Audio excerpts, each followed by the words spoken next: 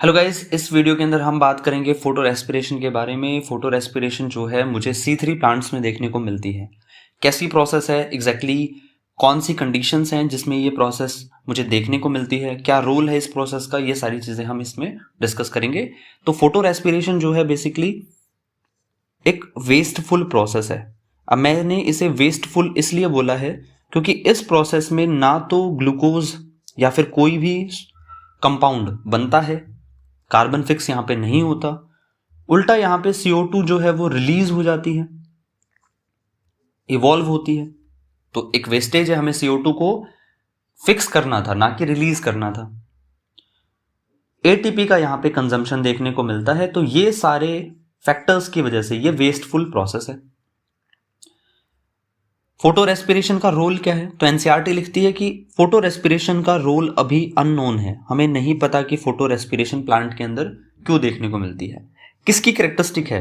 C3 plants के अंदर photosynthesis मुझे देखने को मिलती है। क्या प्रोसेस है फोटोसिंथेसिस? जब RUBP के साथ में ऑक्सीजन जो है वो रिएक्ट कर जाए, किसकी फॉर्म में, किसकी प्रेजेंस में? रुबिस्को की प्रेजेंस में। तो ये जो प्रोसेस है फोटो रेस्पिरेशन हम बोलेंगे कि हो रही है। ऐसा नहीं है कि फोटो रेस्पिरेशन मुझे ऐसे ही देखने को मिल जाएगी। बेसिकली फोटो रेस्पिरेशन के लिए स्पेसिफिक कंडीशन होनी चाहिए। स्पेसिफिक कंडीशंस क्या हैं और ये कंडीशंस आपके लिए इंपॉर्टेंट भी है। पहली कंडीशन है कि हाई O2 होना चाहिए, यानी ऑक्सीजन जो है उसकी अमाउंट ज्यादा होनी चाहिए एज कंपेयर टू CO2। देखो, रुबिस्को की कैरेक्टरिस्टिक के बारे में एक बार बात कर लेते हैं। अगर रुबिस्को के पास CO2 की कंसंट्रेशन ज्यादा है, O2 की कंसंट्रेशन कम है, तो कार्बोक्सिलेशन प्रोसेस होगी। अगर O2 की कंसंट्रेशन ज्यादा है, CO2 की कंसंट्रेशन कम है, तो फोटो रेस्पिरेशन होगा। जिसकी कंसंट्रेशन ज्यादा वो गैस जाकर रुबिस्को के साथ में कंबाइन कर जाएगी। अगर CO2 की कंसंट्रेशन और O2 की कंसंट्रेशन लगभग बराबर है तो रुबिस्को के साथ में कंबाइन करती है CO2, कंबाइंस विद CO2, यानी कार्बोक्सिलेशन प्रोसेस ही यहां पे देखने को मिलेगी। तो ध्यान रखना, CO2 और O2 की कंसंट्रेशन अगर बराबर है तो कार्बोक्सिलेशन प्रोसेस ही होती है। एफिनिटी रुबिस्को की जो है वो CO2 के साथ ज्यादा है एज कंपेयर टू O2। तो हाई ऑक्सीजन यहां पे कंडीशन होनी चाहिए। दूसरी कंडीशन है हाई लाइट इंटेंसिटी। अब हाई लाइट इंटेंसिटी क्या चीज है? देखो, अगर फोटो सिस्टम के ऊपर मान लो नंबर ऑफ फोटोन्स ज्यादा गिर रहे हैं, लाइट इंटेंसिटी मतलब कि कितने number of photons photo system पे गिर रहे हैं। तो फोटो सिस्टम पे अगर फोटोन्स का नंबर ज्यादा गिर रहा है तो इलेक्ट्रॉन का जो एक्साइटेशन है वो भी क्या होता है? ज्यादा होता है। ज्यादा इलेक्ट्रॉन एक्साइट होते हैं, जल्दी जल्दी इलेक्ट्रॉन जो है एक्साइट होते हैं।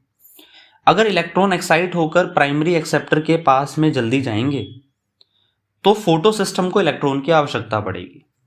इसी आवश्यकता को पूरा करने के लिए OEC वाटर के मॉलिक्यूल को तोड़ेगा, जिससे आने वाले इलेक्ट्रॉन को वो फोटो सिस्टम को ट्रांसफर करेगा।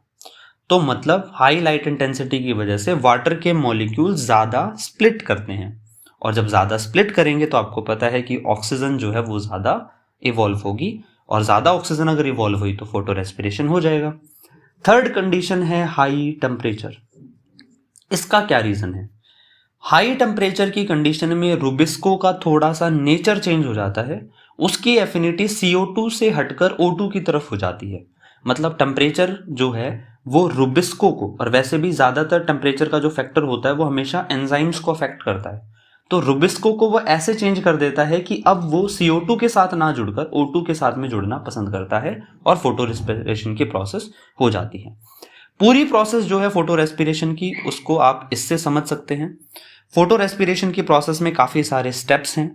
हालांकि अब एनसीईआरटी के पॉइंट ऑफ व्यू से और नीट के पॉइंट ऑफ व्यू से देखें तो ये हमारे लिए उतने रेलेवेंट नहीं रहे। जो बेसिक 2 स्टेप मैं आपको बताऊंगा इस वीडियो में वो आपके लिए इंपॉर्टेंट है, बाकी अगर आप समझना चाहें तो ये देख सकते हैं। इसमें एक चीज आपको नोटिस करनी है, वो ये है कि फोटो रेस्पिरेशन की प्रोसेस अकेली एक ऑर्गेनेली में नहीं चल रही कि सिर्फ क्लोरोप्लास्ट में चल गई, उसके लिए परऑक्सीजोम और माइटोकॉन्ड्रिया की भी जरूरत पड़ती है। तो ये एक इंपॉर्टेंट पॉइंट है कि अगर मुझे फोटो रेस्पिरेशन की पूरी प्रोसेस करवानी है तो मुझे क्लोरोप्लास्ट के साथ परऑक्सीजोम और माइटोकॉन्ड्रिया जैसी ऑर्गेनेलीज की भी क्या जरूरत पड़ेगी। ओके, अब रिएक्शन एक बेसिक रिएक्शन से समझ लेते हैं क्या है, जिससे आपके सारे क्वेश्चंस बन जाएंगे। देखो, RuBP जो है एक 5 कार्बन का कंपाउंड है, उसके साथ में O2 कंबाइन करेगी किस प्रेजेंस में, रुबिस्को की प्रेजेंस में। तो क्या बनेगा, एक 3 कार्बन का कंपाउंड बनेगा 3PGA, और एक 2 कार्बन का कंपाउंड बनेगा 2-फॉस्फो ग्लाइकोलेट। 3PGA की फुल फॉर्म क्या है, 3-फॉस्फो ग्लिसरिक एसिड बोलो या ग्लिसरेट बोलो, तो एनसीईआरटी ने यहां ग्लिसरेट बोल रखा है इसलिए मैं ग्लिसरेट बोल देता हूं। 3 कार्बन का कंपाउंड है, ये 2 कार्बन का कंपाउंड है, तो 5 कार्बन हो गए। एक CO2 अगर जुड़ती तो 6 कार्बन होते बेसिकली, क्योंकि कार्बन CO2 से आ जाता है एक। तो ये पहला प्रोसेस है। अब इसमें 3-फॉस्फोग्लिसरेट ये तो इन्वॉल्व हो जाएगा मेटाबॉलिक एक्टिविटीज में, बट प्रॉब्लम ये है कि ये जो 2-फॉस्फोग्लाइकोलेट है जो कि एक 2 कार्बन का कंपाउंड है, ये मेटाबॉलिक एक्टिविटी में इन्वॉल्व नहीं हो सकता, तो इसे कन्वर्ट करवाना पड़ेगा। कन्वर्ट कैसे होगा, 2 मॉलिक्यूल जो 2-फॉस्फोग्लाइकोलेट के हैं वो आपस में एक दूसरे के साथ में रिएक्शन कर कर एक मॉलिक्यूल जो है वो 3-फॉस्फोग्लिसरेट का बनाएंगे,